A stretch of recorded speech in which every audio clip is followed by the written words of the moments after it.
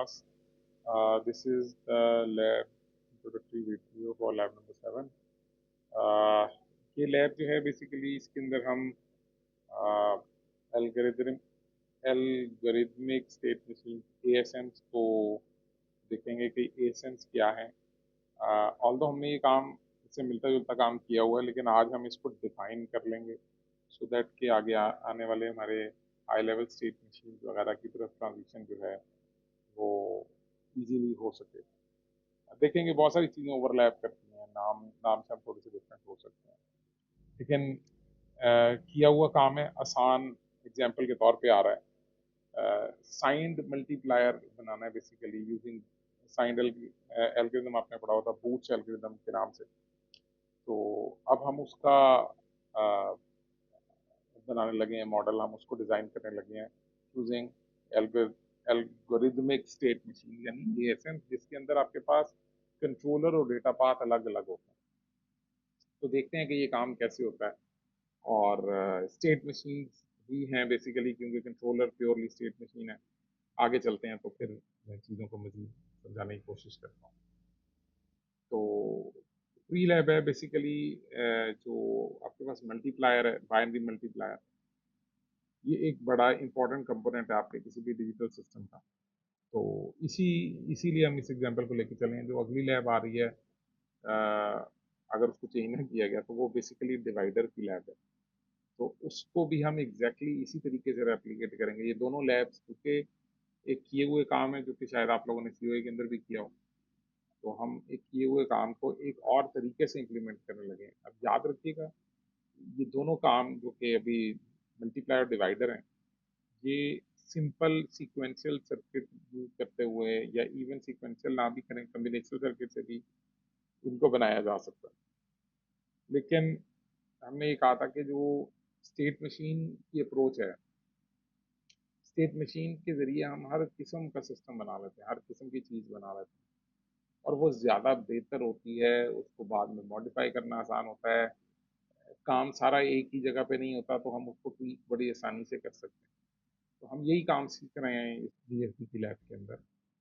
तो शुरू में इंट्रोडक्शन देख लेते हैं कि एएसएम है क्या, एल्गोरिथमिक स्टेट मशीन क्या है। बेसिकली एल्गोरिथमिक स्टेट मशीन जो है ना, ये बिल्कुल उसी पैटर्न को फॉलो करती है जैसे सॉफ्टवेयर डेवलपमेंट के अंदर जो पैटर्न है कि एक एल्गोरिथम है और क्लियरली उसको बस रेप्लिकेट करें तो आपका कोड बन जाता है। उसी तरीके से हम एक एएसएम्स होते हैं, एएसएम चार्ट्स होते हैं, algorithmic state machine chart, just like flow chart, और जिनको हम बहुत इजीली हार्डवेयर में रेप्लिकेट कर सकते हैं। चीज़ें बिल्कुल अलग अलग होंगी, आपको बिल्कुल प्रॉब्लम की ज़रूरत नहीं है, चीज़ों को याद रखने की कोई ज़रूरत नहीं है, बहुत इजीली काम हो जाएगा। नाउ लेट्स सी कि ये होगा कैसे। कंट्रोल और डेटा पाथ की जो आर्किटेक्चर है उससे कहा until now your FSMs have largely controlled simple inputs outputs।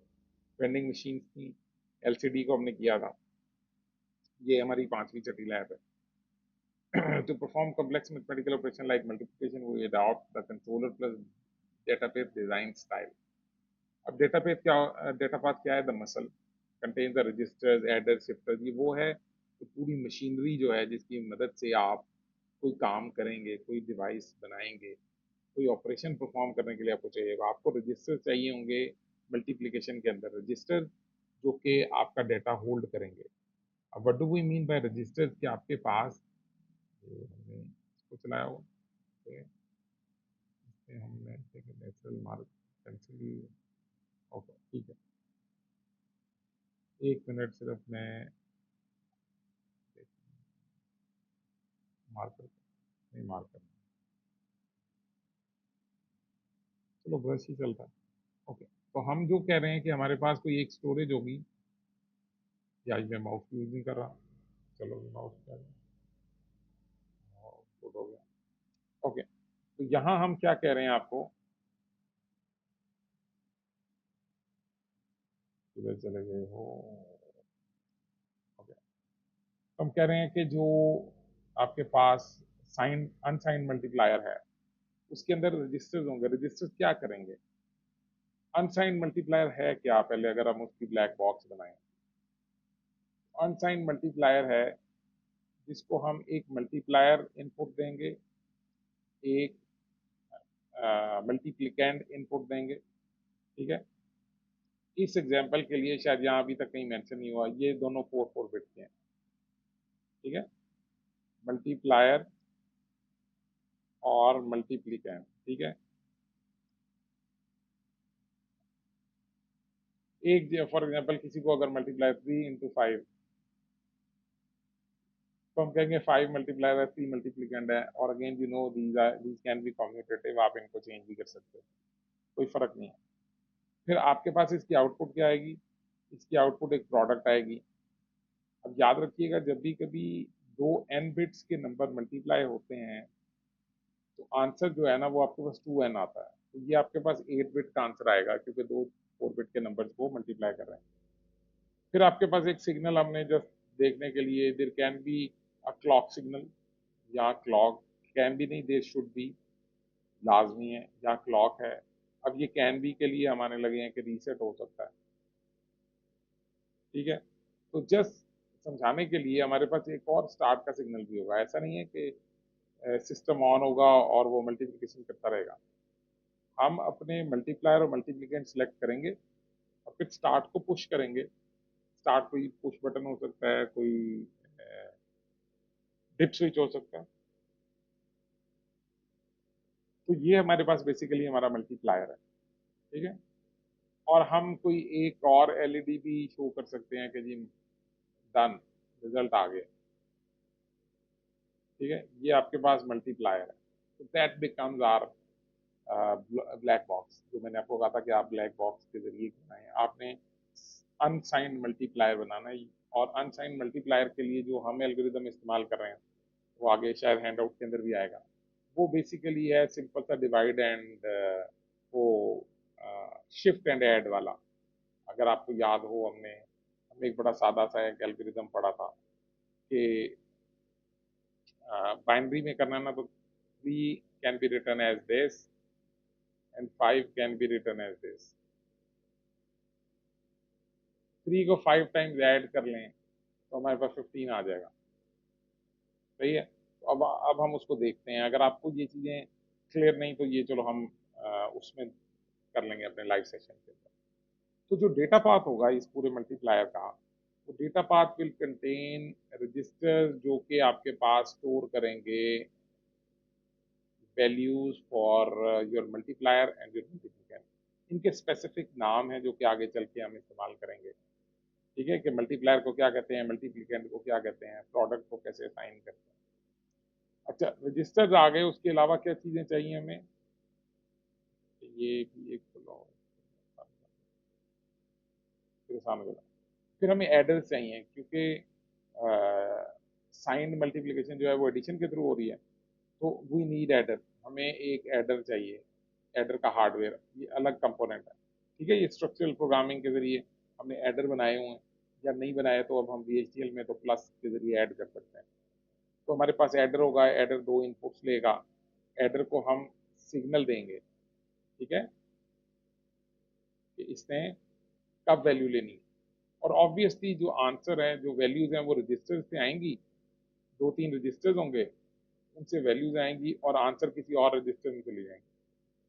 ठीक है, रजिस्टर स्टोरेज एलिमेंट है, वेरिएबल कह सकते हो आप, लेकिन डिजिटल सिस्टम डिजाइन की टर्म में इसको रजिस्टर कहा जाता है। फिर आपके पास जो तीसरा आखिरी ऑपरेशन रह जाएगा वो ऑपरेशन है shifter. You need a shifter, एक आपको शिफ्टर चाहिए। ठीक है, ये तीनों चीजें क्योंकि इनकी मदद से काम होना है।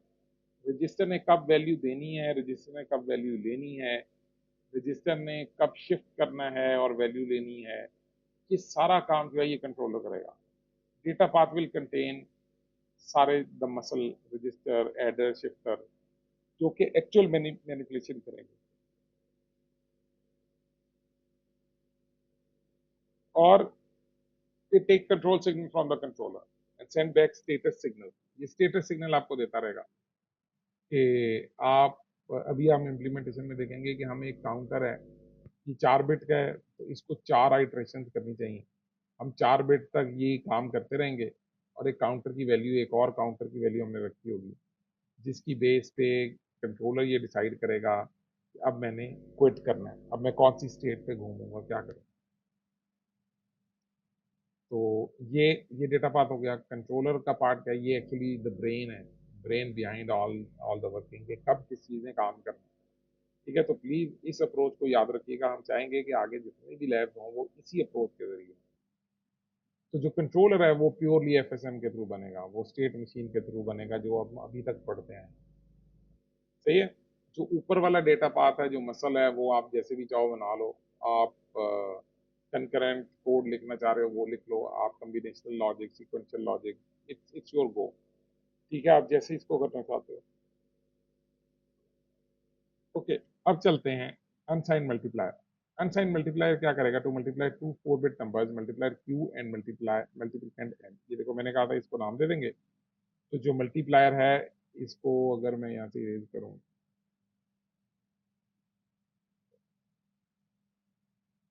ठीक है, मैं कहूँ ये जो मल्टीप्लायर और मल्टीप्लिकेंट है ना, इनको नाम दे दिए गए हैं।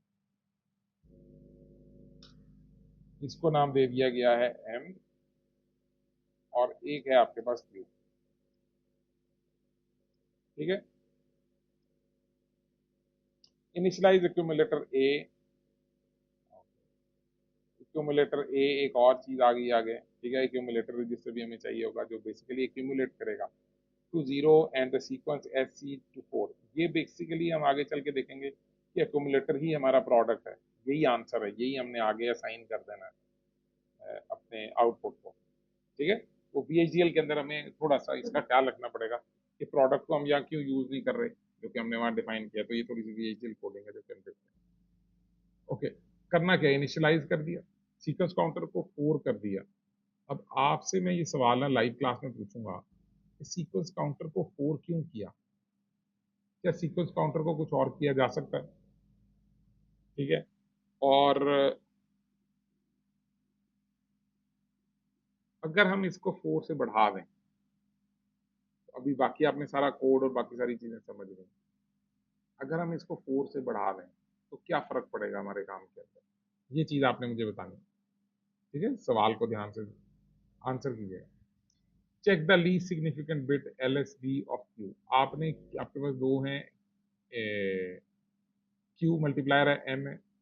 आपने क्यू जीरो चेक करना है, उसकी जीरो बिट चेक करनी है। जीरो बिट क्या होगी क्यू की, तो क्यू अगर आपके पास 3 है, ठीक है, क्यू अगर 3 है तो क्यू विल बी 0 0 1 1।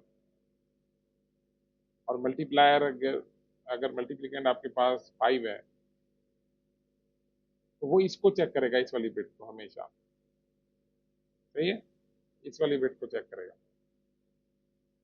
अगर Q0 1 है तो ऐड M टू 0, M को 0 में ऐड कर देना है। M क्या है, तो ये देखो ये M है, ये Q है, और 0 क्या है, A क्या है, A इनिशियलाइज एक्यूमुलेटर है। इसको हम इनिशियली इस तरीके से 0 कर देते हैं। ठीक है, और प्रोडक्ट रजिस्टर भी आगे एंड में बनेगा। वो अगर आप स्लाइड देखो तो हमने इसको बेसिकली 8 किया होता है। ठीक है, ये 8 बिट का होता नहीं है बेसिकली। जो प्रोडक्ट रजिस्टर है ना, जो एंड में हम बना रहे होंगे, वो ए और क्यू की मदद से बनता है। ए भी 4 बिट का होगा, क्यू भी 4 बिट का होगा, और इसके अंदर आंसर आ जाएगा इसका। ठीक है, ये मल्टीप्लीकेशन हो गया। तो ये मल्टीप्लीकेशन है, वी विल सी दैट। मैं इसका कोड भी आपको दिखाता हूँ। Shift the combined register A Q, ये देखो ए और क्यू मिलके 8 बिट्स बनेंगी, जो कि मैंने आपको बताया था प्रोजेक्ट रजिस्टर 8 बिट का होगा। 1 बिट टू द राइट। ठीक है, हमने शिफ्टिंग करनी है इसके अंदर। Decrement S C, repeat until S C 0। जब तक एस सी 0 नहीं होता, ये इसका सिंपल सा सादा सा एल्गोरिथम है। ओके, ये कुछ बने हुए हैं। ये आपके पास काउंटर पी है, ये रजिस्टर बी है, ये शिफ्ट रजिस्टर क्यू है। Okay, step by step implementation strategy कैसे करेंगे। अब देखो, ये मैं आपको स्टेप बाय स्टेप सिखा रहा हूँ अनसाइन मल्टीप्लायर का। साइन मल्टीप्लायर आपने एग्जैक्टली इन्हीं स्टेप्स पे चलते हुए आपने करना है। थोड़ी सी चेंजेस आएंगी उसमें, उसका कोई डेटा पाथ का एलिमेंट बढ़ जाएगा, उसकी स्टेट्स बढ़ जाएंगी, वो मैं एक्सप्लेन करता हूँ। Okay, Step-by-step implementation. To prepare your solution, you must follow these steps. Define the data path components. Create VHDL entities for a 4-bit register with shift load capability, a 4-bit adder and a counter. ठीक है, ये आपने करना है. अब इसको VHDL में करेंगे ढेर सारे डिफरेंट तरीके. Define control status signal. Control signal क्या है आपका? Load A, shift A Q, decrement S C. ये वो सिग्नल है जो कि कंट्रोल यूनिट डेटा पाथ को देगा. ठीक है, और ये खास कंडीशन की वजह से देगा कि वो जो कंट्रोल सिग्नल है वो किस स्टेट के अंदर है, उस स्टेट में वो कुछ सिग्नल जनरेट करेगा. वो सिग्नल हमारे डेटा पाथ को मिलेंगे. और जो हम डिज़ाइन फॉलो कर रहे हैं 3 process state machine implementation fit होती है ASM के लिए. और फिर स्टेटस क्या है? Q0 the bit being checked. ये स्टेटस के सिग्नल हैं जो कि आ रहे हैं. SC0, ठीक है, ये सिग्नल है जो कि जनरेट किए जा रहे हैं, जो कि कंट्रोल यूनिट को मिल रहे हैं. अब ये कंट्रोलर की FSM. पहली स्टेट आइडल. ये स्टार्ट सिग्नल का इंतजार करेगा. जब तक स्टार्ट सिग्नल नहीं आएगा ये आइडल पे रहेगा. जैसे ही स्टार्ट सिग्नल आ जाएगा ये चेक की स्टेट पे चला जाएगा. ठीक है, ये चेक की स्टेट पे चला जाएगा. Q0 को देखेगा. Q0 को देख के डिसीजन लेगा. Q0 को देख के देखेगा, अगर Q0 1 है तो ऐड करेगा असर्ट लोड ए. अब ये क्या, कंट्रोलर ने काम नहीं करना, कंट्रोलर ने लोड ए का सिग्नल देना. लोड ए का सिग्नल जब मिलेगा आपके डेटा पाथ को तो वो एक्यूमुलेटर को लोड कर देगा. ठीक है. इफ Q0 इज 1, अगर Q0 0 हो तो क्या करेगा? तो फिर सिर्फ ये वाला सिग्नल भेजेगा. Shift A Q and decrement SC. SC को डिक्रीमेंट करना है कि एक आइटरेशन हो गई. और done signal that the product is ready, क्या प्रोडक्ट हो गया है. अब ये इसका इफ मल्टीप्लाइंग 13/5, तो ये इनिशियलाइजेशन क्या है? A0 होगा, Q5 हो गया, मल्टीप्लिकेंट जो है वो 1101 हो गया. और आप इनमें से किसी को भी मल्टीप्लिकेंट रख सकते हैं. यू कैन सी कि अगर मैं 5 को Q रखता हूँ तो फिर मुझे कम आइटरेशन करनी पड़ेंगी, कम एडिशन करनी पड़ेंगी. इसमें 3 एडिशन करनी पड़ेंगी. चलें, इसका भी मुझे जवाब दीजिएगा कि इसमें 3 एडिशन क्यों और इसमें 2 क्यों. पहले साइकिल में क्या करेंगे? इसीलिए आपने साइकिल की सिर्फ साइकिल 1 to 4 बताया. दरमियान में 2, 3 आपने मुझे बताना है कि क्या होगा. Q0 1 है. क्यों? क्योंकि ये 1 है. तो क्या करेंगे? हम M को एक्यूमुलेटर में ऐड कर देंगे. एक्यूमुलेटर क्या है? पहले क्लॉक साइकिल में 0 है तो ये उसमें ऐड हो जाएगा. जब ये ऐड हो जाएगा फिर हम शिफ्ट कर देंगे. तो रिजल्ट मेरे पास क्या आएगा? ये रिजल्ट आ गया मेरे पास. अब ये बताएं ये रिजल्ट कैसे आया?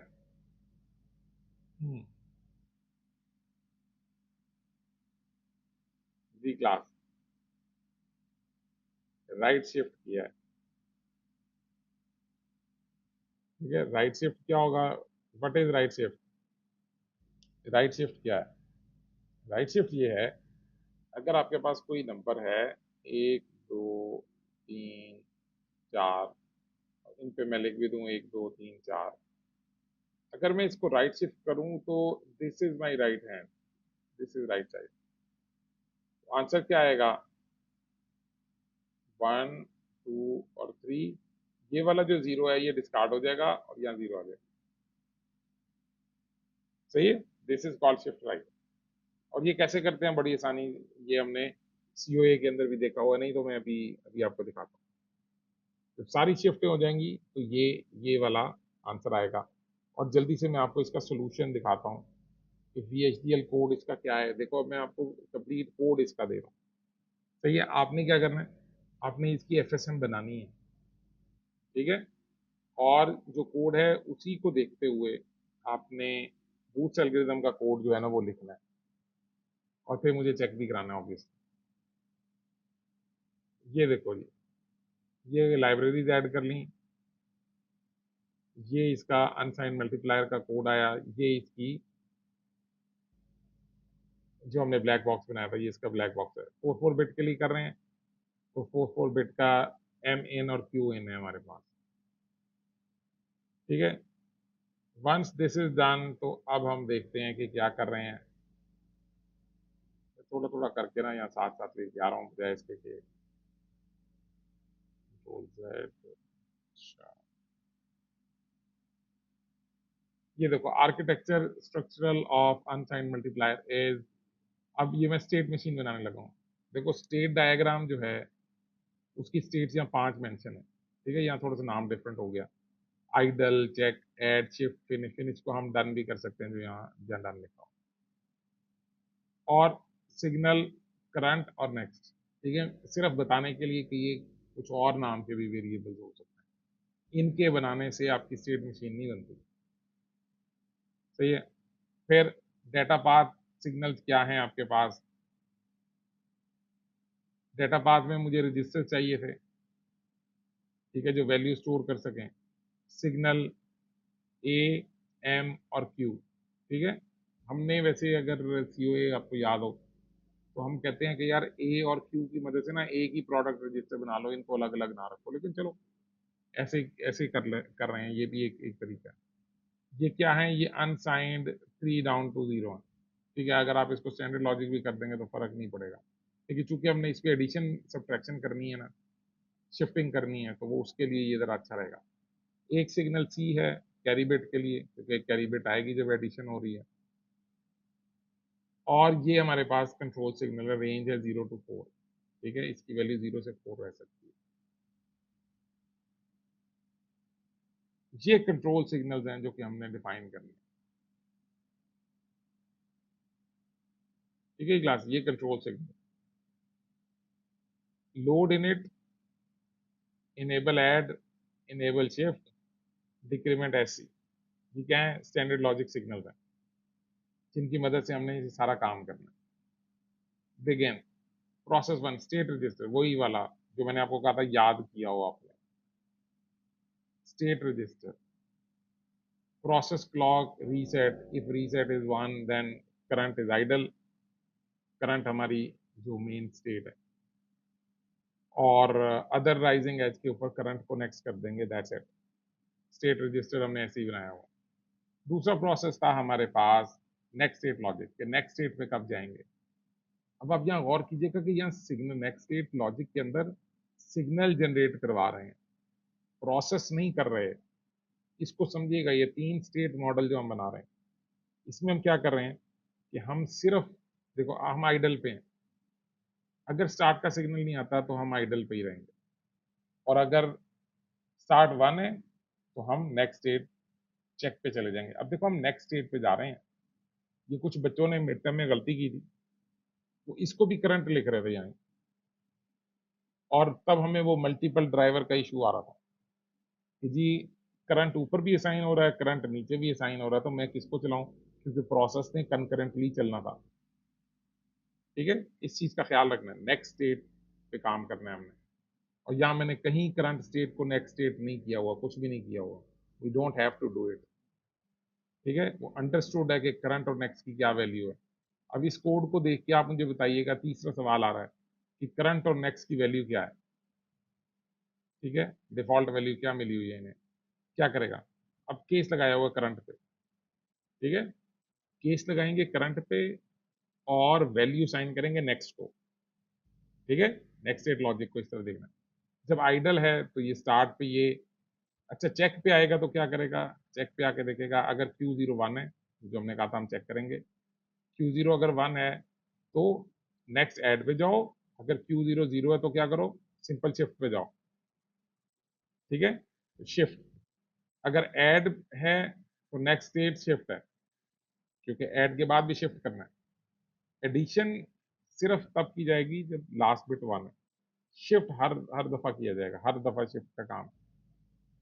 शिफ्ट के अंदर क्या है, if HC is 1 then next is finish, ठीक है। 4 आइटरेशन करने के लिए, 0 1,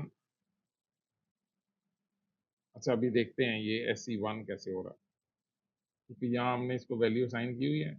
अच्छा SC, SC की वैल्यू तो 0 है, शायद टाइप हो गया, अभी इसको देख लेते हैं कि ये क्या है, if SC is 1, okay. Finish क्या है, if start is 0 then next is idle, else next is finish, वो फिनिश पे ही खड़ा रहेगा, ओके। तो अब इसको देख के आप बड़े आराम से, मेरा ख्याल है, स्टेट मशीन बना सकते हैं कि ये क्या स्टेट डायग्राम है, ये भी मैं चेक करूंगा। Output control logic, data path operation, अब ऑपरेशन होंगे, अब डेटा पाथ का काम आएगा। ओके, जब वो करंट स्टेट पे पहुंचेगा और अगर करंट स्टेट आइडल है और स्टार्ट 1 है, अब वो क्या करेगा, ए को 0 असाइन कर देगा, एक्यूमुलेटर को, क्योंकि स्टार्ट कर रहे हैं, एक्यूमुलेटर 0 है, सी 0 है, ठीक है, कैरी कोई नहीं है, एस सी की वैल्यू 4 है, एम क्या है, unsigned M in, Q is unsigned Q in, ठीक है। इनको अनसाइंड क्यों कास्ट करें, क्योंकि ये बाय डिफॉल्ट स्टैंडर्ड लॉजिक थे। और ये क्या है, ये हमारी इनपुट्स हैं, इनपुट्स को हमने डायरेक्टली दो सिग्नल्स में पास कर दिया, ठीक है। अब हम इनको किसी भी तरीके से इस्तेमाल कर सकते हैं, इनपुट के तौर पे, आउटपुट के तौर पे वैल्यूज दे सकते हैं। अगर हम ये नहीं करेंगे तो फिर वो हमें ये जरूर कहेगा कि इनपुट को आउटपुट की वैल्यू दे रहे हैं, इनपुट को राइट साइड पे रखा है, लेफ्ट पे रखा है। ये VHDL को करने का एक तरीका है, ठीक है। ओके, जब हम ऐड की स्टेट पे होंगे तो ऐड कैसे करेंगे, अब ये देखो ये कंकैट भी कर रहा है, सी और ए को इकट्ठा चला रहा है, इनकी वैल्यू क्या होगी, 0 and A plus 0 and M. अच्छा, अब ये क्या कर रहा है, ये अपेंड कर रहा है, यानी ये 5 बिट का बना रहा है ए को और 5 बिट का बना रहा है 0 एम को, by appending a 0 on the LSB side, ठीक है। अगर मैं यहाँ इसके कमेंट्स लिखूं, ए 0 था मेरे पास, तो ए की वैल्यू अभी भी होगी, ये 0 आपने अपेंड किया, ठीक है। अब जो अपेंड कर रहे हैं ना, मैं उसको ओ से लिख के बताता हूँ, ठीक है, जस्ट टू हाईलाइट इट। अच्छा, कैपिटल ओ लिखूं, हाँ, ठीक है। ये अपेंड वाला वो शो करने के लिए कि ये उसने अपेंड किया। और एम क्या होगा, एम में वही कैपिटल ओ, और एम था हमारे पास व्हाट वाज एम, अच्छा अभी तो हमने दिया ही नहीं है कोई भी एम, तो हम ना वही अपना हैंड आउट वाला एम इस्तेमाल करते हैं। ये क्यू ये है और एम ये है, 1101 1101, ठीक है, ये हम कर देंगे। अब इन दोनों को ऐड किया जाएगा, इन दोनों को ऐड करने से हमारे पास जो आंसर आएगा, वो आंसर क्या होगा, हाँ जी, बताएगा कोई, आंसर, आंसर होगा हमारे पास, क्योंकि कोई कैरी नहीं है, 1101, ठीक है। अब ये वाला जो ओ है, ये कैरी में चला जाएगा क्योंकि यहाँ हम इसको कह रहे हैं, और रिमेनिंग वाली जो बिट्स हैं वो ए में आ जाएंगी, सही है। शिफ्ट क्या करेगा, अब देखो ये आगे किसी को भेज नहीं रहा क्योंकि ये डेटा पाथ है, इसका काम नहीं है कि ये स्टेट्स को बताता रहे कि तुम किस स्टेट में जाओ। अगर यहाँ भी आपने नेक्स्ट को असाइन कर दिया तो वो फिर मल्टीपल ड्राइवर का एरर दे देगा कि आप नेक्स्ट को यहाँ भी छेड़ रहे हैं और ऊपर वाले प्रोसेस में भी छेड़ रहे हैं, प्रोसेस पैरेलल चलते हैं, प्रोसेस के अंदर का कोड सीक्वेंशियल होता है। अब शिफ्ट वाली स्टेट पे क्या करेंगे, राइट शिफ्ट करना है, किसको, इन तीनों को, सी ए क्यू को मिला के, ठीक है। ये अगर एक ही रजिस्टर होता, मैंने तो सी ओ ए के अंदर इकट्ठा ही उड़ा देता हूँ, लेकिन यहाँ अलग अलग किया हुआ है। क्यू को क्या वैल्यू असाइन होगी, ए का 0 और Q3 डाउन टू 1। अच्छा, अब ये क्यों कर रहा है, दिस इज इंपॉर्टेंट, ये मैं आपके एंड के लिए छोड़ रहा हूँ, ठीक है। कोड परफेक्टली ओके नहीं लग रहा मुझे, कोड में मुझे कुछ लोचा लग रहा है, कोई मतलब, sorry not the right word, अच्छा नहीं, हम डिक्रीमेंट ही कर रहे हैं, नहीं सही चल रहा है। 4 के लिए चलेगा, 3 के लिए चलेगा, 2 के लिए चलेगा, 1 के लिए चलेगा, हाँ, चार चार दफा सही चल जाएगा, वो सही कंडीशन है। बाकी ये क्या काम कर रहे हैं, मैंने आपको समझाया ये क्यों कर रहे हैं, ये अब आपने मुझे बताना है। ये मैंने कोई चौथी चीज आपके लिए छोड़ी है जो कि आपसे मैंने पूछनी है कि आपको कुछ समझ आई है कि ये काम क्या कर रहे हैं। और वेन अदर्स के लिए ये भी लिखना जरूरी है, कुछ बच्चों का ये भी एरर आ रहा था। और जब ये काम हो जाएगा, ये प्रोसेस खत्म होगा, तो हमने पैरेलल के अंदर क्या है, प्रोडक्ट क्या बन जाएगा, product standard logic A and standard logic Q. अब ये क्या कर रहे हैं, ये कनकैट कर रहे हैं, ए और क्यू को मिला रहे हैं, क्यू लोअर साइड की 4 बिट्स आएगा, ए अपर साइड की 4 बिट्स देगा और 8 बिट का प्रोडक्ट बन जाएगा। स्टैंडर्ड लॉजिक में इसलिए कन्वर्ट कर रहे हैं क्योंकि इनको अनसाइन डिफाइन किया हुआ है, क्योंकि हमने ये देखो ये प्लस कर रहे हैं। अब हमें इन्हें टाइप कास्ट नहीं करना पड़ रहा, अगर हमने ये ना किया हो ना तो हमें इन्हें टाइप कास्ट करना पड़ता है ऐड करने के लिए, क्योंकि स्टैंडर्ड लॉजिक वेक्टर को ऐड नहीं कर सकते आप, सिंगल बिट्स ऐड हो जाती हैं, 4 बिट्स ऐड नहीं होती। और done is one when current is finish, ठीक है। ये व्हेन एल्स इस्तेमाल किया हुआ, ये भी एक कंकरेंट स्टेटमेंट है, तो इसलिए इसको प्रोसेस के अंदर नहीं होना चाहिए। तो ये एक सिंपल सा हमने अनसाइंड मल्टीप्लायर बना लिया और क्या किया, एएसएम के रूल्स को भी फॉलो कर लिया। अब काम आता है बूट्स एल्गोरिथम का, वो मैं दूसरी वीडियो में बनाता हूँ, ताकि मुझे चेक भी हो जाए कि मैंने जो काम रिकॉर्डिंग किया वो हो भी गई है कि नहीं। ओके, दूसरी वीडियो आ रही है।